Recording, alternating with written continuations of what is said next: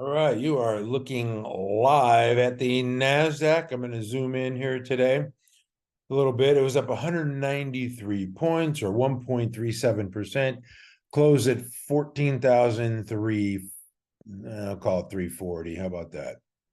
We're going to round up. Anyway, yesterday we had the similar candle as the November 29th candle, where we had the follow through to the downside to the 10, and then Friday it bounced. And yesterday, which was Wednesday, we closed below the 10 with that hammer candle, but it gapped higher this morning. So that was, I consider an expectation breaker, because my expectation was that it would do something similar to what it did on last Thursday, where it had the inverted hammer, and then it followed through to the downside. Yesterday, it had the inverted hammer, and it didn't follow through. So that broke my expectation, a welcome expectation breaker. And I'm going to show you a couple stocks here in a minute as to why I think this looks like consolidation. The power trend is intact. This looks like just normal digestion. But in a minute, I'm going to get to something that I think is important for the rest of the year. This is the Russell 2000. It was up 16 points or 0.87%. and close at a 1,868. And so the Russell, I keep showing this every day. I'm not a real, 10-year bond guy, but as long as this trend is lower, I think the Russell will go higher. And this is certainly trending. And I don't know where it's going to stop, maybe at 4 or something, but certainly is a nice trend for growth stocks. And the Russell is just trending in the opposite direction. And today, by the way, some people ask me about small cap stocks. They don't want to take the risk. And if they want to play this, you could play the IWM, or which that looks pretty nice right there, huh? With a cup and kind of a handle, a little shakeout. We need, or the TNA, which is the leveraged. I don't like holding ETFs for a long period of time. I mean, they have to be moving. It's fine if they're moving up, but if they're going sideways, no, thank you. This one was up 2.5% today, so nice move in TNA. Still below the 200 though, so it's having trouble with the 200. Keep that in mind as we go through some of these stocks. I'm going to go through the Magnificent Seven. I don't know. I guess I could throw in Adobe, which is doing great, and Netflix, and call it the Divine Nine. But we're going to go with the Magnificent Seven. This is Apple, massive market cap, over 3 trillion now. Looks to me like just a big cup with a handle, nice shakeout down to the 21. This is textbook. Probably see 200 sooner or later. Real slow moving stock. I mean, this is a real sluggo and with not a much growth. But to me, this is set up to break out and move higher as we go into year end. So that bodes well for the Nasdaq or the QQQs. Microsoft, something similar. We've been watching this one for a while, how it was just running away, from 340 up to like 380, 384. Now it pulled back to the 21. So this looks like a beautiful cup with handle pattern here on the weekly. You can see the last 2 weeks just pulling back. So this is setting up for a year-end rally as well. Meta, we'll go through this one every day as well. Pulled back to its 50, squatted there for a couple days, popped today nearly 3%. This is set up for a year-end run, I believe. I'm not making any predictions. I'm just saying the charts are set up for higher prices. This is Amazon. Once again, we can see the consolidation here. Lots of consolidation. We had 5 weeks and 8 weeks, so 13 weeks of this action with a 3 weeks tight pattern. Down, slightly. I'll call it flat this week, but definitely consolidating here and ready to make a move higher into year end, in my humble opinion, in Marty's humble opinion. How about that? IMHO. This is Alphabet. Had a real sharp shakeout below the 50, then rallied back through it. Had some real big news today with AI. It was up 5.3%. So this thing looks set up as well. The buy point there is a standard, the high on the handle, which is 139.42. So what else do we have? Tesla. I like the way Tesla's setting up. I know I don't post this chart on Twitter because there's just too many people that are just cultish about this stock, but it is a nice flag here. Double bottom base pattern. I believe this flag will result in higher prices here. I don't know if it can get above that 280 level, but I think it'll make a run for it. I think that's set up into the year-end run here, which is, we got 3 weeks left of the trading year. This is NVIDIA, like Meta, pulled back to the 50 and kind of squatted there for a couple days, still trading in between a downtrending 10 and 21 and an uptrending 50. So it's kind of trapped in between there. Looks like a little bit of an inside day today. Yeah. When this thing moves, it really moves. It makes sharp moves, like it went from 392 to 505 in a couple weeks period. So I think it's getting ready to move. It's on our watch list there at MC Stock Charts. AMD is also on our watch list at the 120 level. Just bounced off that 10 after bounced off its 21. You can see came down here and squatted for a couple days. And if it's above it or below it a little bit, it's not exact, it's not precise. This is art, not science. So if it goes below it a little bit, it's not the end of the world. Anyway, they had an AI presentation yesterday, and people say, no, it went down, it didn't bounce. Well, in this market, there's like a delayed reaction. It's not going to go up just because you want it to. It's going to go up when institutions want to buy it. Today they were buying it all day long, relentless buying, up nearly 10%. How do I know there was relentless buying? Because I just looked at this all day. It's just up and up and up and up and up, just buyer after buyer. And it was up on 124% above average daily volume, up nearly 10%. Yeah, nice move. AVGO reported after the bell today. Broadcom, kind of a iffy quarter. I mean, just a status quo quarter. And it's not going anywhere after hours. It was down a little bit, then came back. So no great shakes there. A couple stocks that I do like in this semiconductor fabless group, which is with Broadcom and AMD and NVIDIA. This is monolithic power and set up in this base here, going sideways after a big move, this consolidation. Now it's going sideways within a base here. So I like this setup. Nice move today. And the other one is MCHP,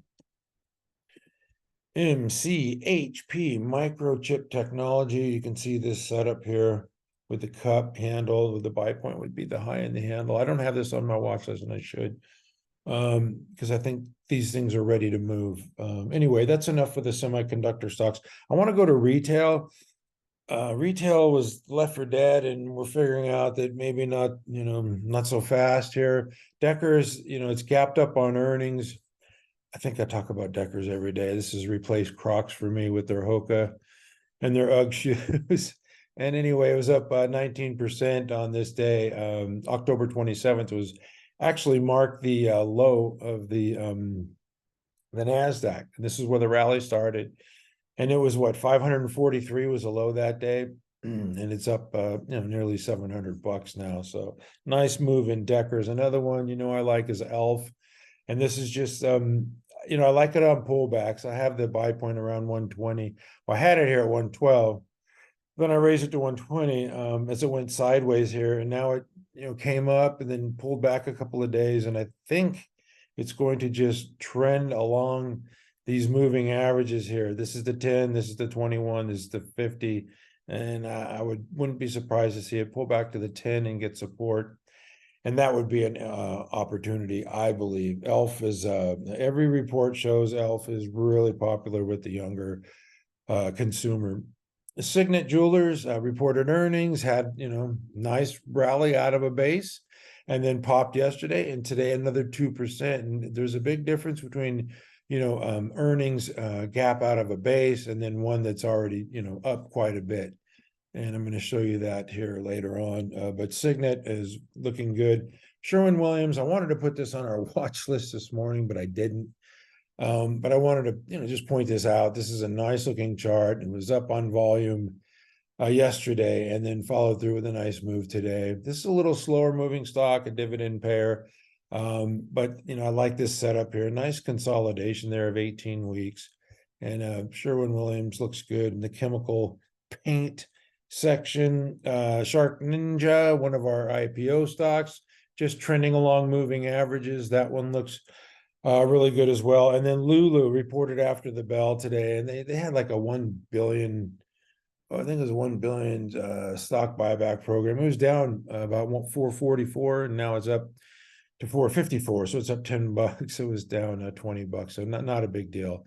I mean, it's coming back to where it was, start of the week here. So LULU looks really good. Just a well-managed company, and their products are in demand. So even though it's down, congrats to the longs. This one broke out here around 400 and made a nice move. So yeah, LULU is just a fantastic company. I've got to get to these biotech stocks because they're acting better. This is TGTX, a multiple sclerosis drug. We had this one at a buy at 1140. And so people were asking me, why is it going up? And it's because of the Merck failure, and Merck failed their MS drug. Merck has enough money to buy this company with chump change if they want to enter the multiple sclerosis space. So that's why kind of speculation that fueled this rally, but it rallied up to the 200 and got rejected. This is textbook stuff here.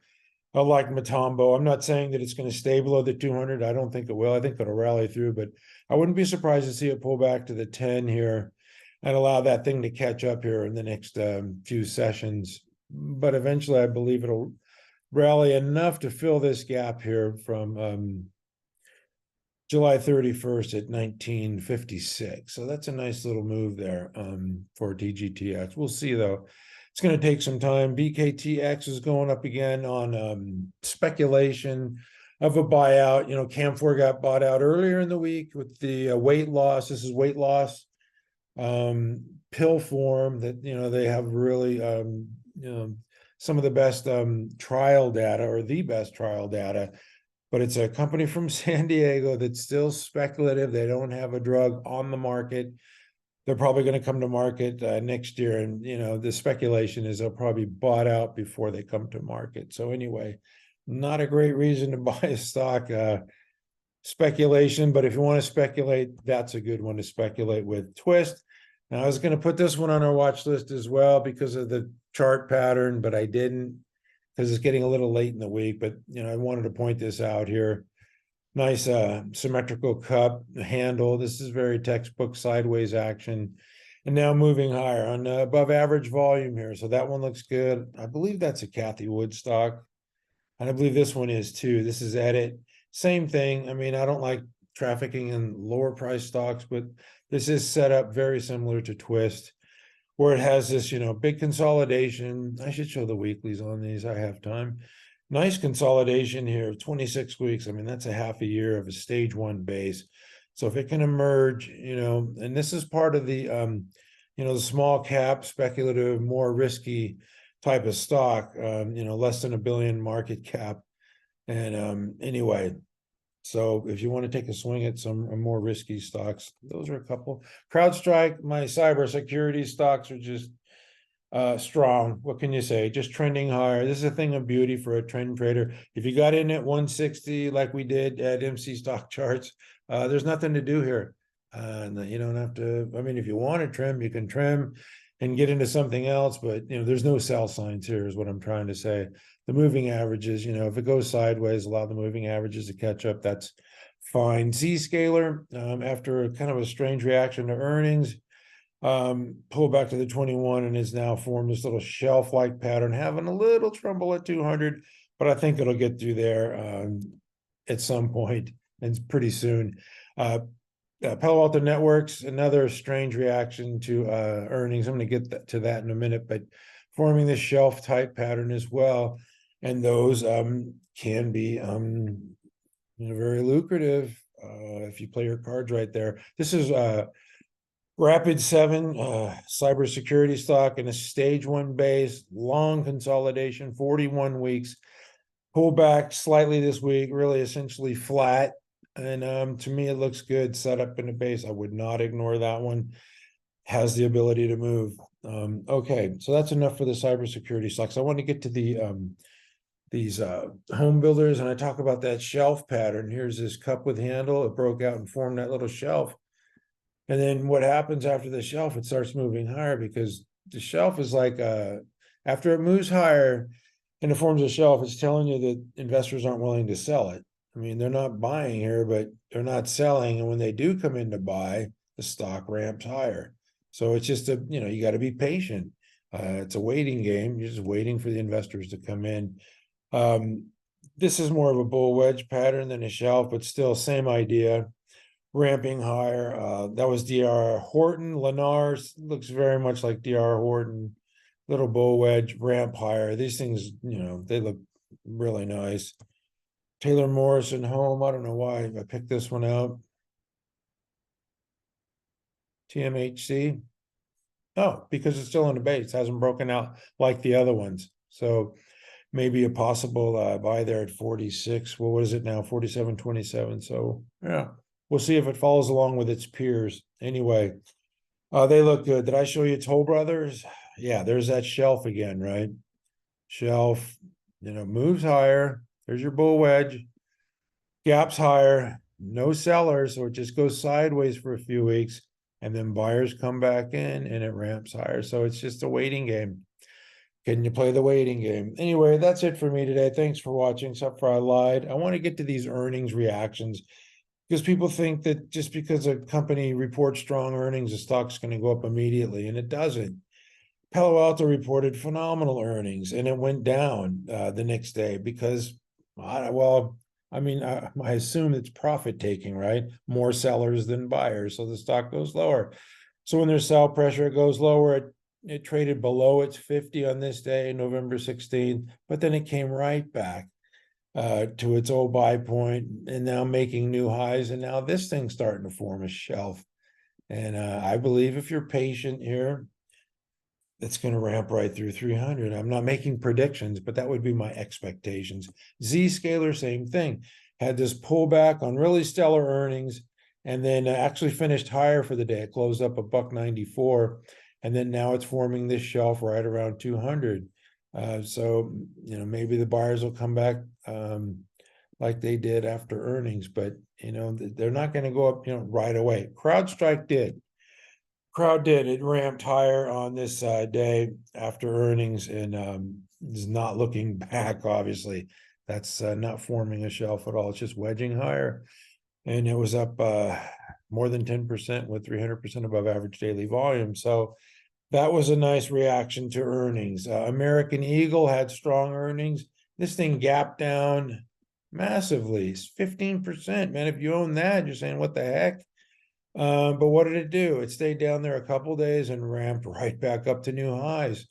And today, I believe it was 2026 above that old high. So, patience will be rewarded. This is a nice shakeout of profit taking. And like I say, if there's a correction, it's great because it gives us a chance to get in. But if you're in it, that's for the birds. You don't want to sit there through a 15% correction. But if you held tight, if you have strong hands, it just came right back. So it just depends on your time frames and your entry points. So I said that because BRZE reported phenomenal earnings, but it had already gapped out of a base. You see, this thing, the buy point was around, I think we got in about that 48.74, and it ran up to what, 60 something, I think, after hours.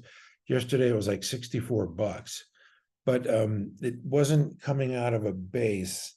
And it sold off 3%. No great shakes. Came down to its 21. Not a big deal. I mean, if you bought it there at the 48 level, I mean, you can withstand some of that selling pressure. But I just wanted to show, like IoT, Samsara. This one, when it broke out of a base, and now it's just trading still near a buy point here. This one could appear on our ready list if it just calms down here, pulls back to that, or it just allows the 10 EMA to catch back up. So I kind of like the action in that one. But my point is, BRZE was already out of its base when it reported earnings, and it just came back. This one was still in its base, and it jacked out of its mine there last week. I forget, it was like 25% or something. Last week, yeah, almost 26%. The other one was ESTC. And once again, this one was in a consolidation, and it broke out of a base there. So that move on, I believe it was last Thursday or last Friday, was 37%. That's a heck of a move. But you can see the consolidation here, this big cup, you know, this is a long period of time, 63 weeks. And then it moved out of its base, whereas BRZE was already out of its base. And that's just a point I'm trying to make. Earnings reactions just wild and crazy. You just got to give them a few days to settle down and calm down. What you're looking for is good earnings and you know, good guidance, because that will eventually drive the stock. But the initial reaction is just you know, it's a coin flip, very dangerous to play, especially with options. Anyway, that's it for me at mcstockcharts.com. We never give up. Thank you for watching. See you tomorrow.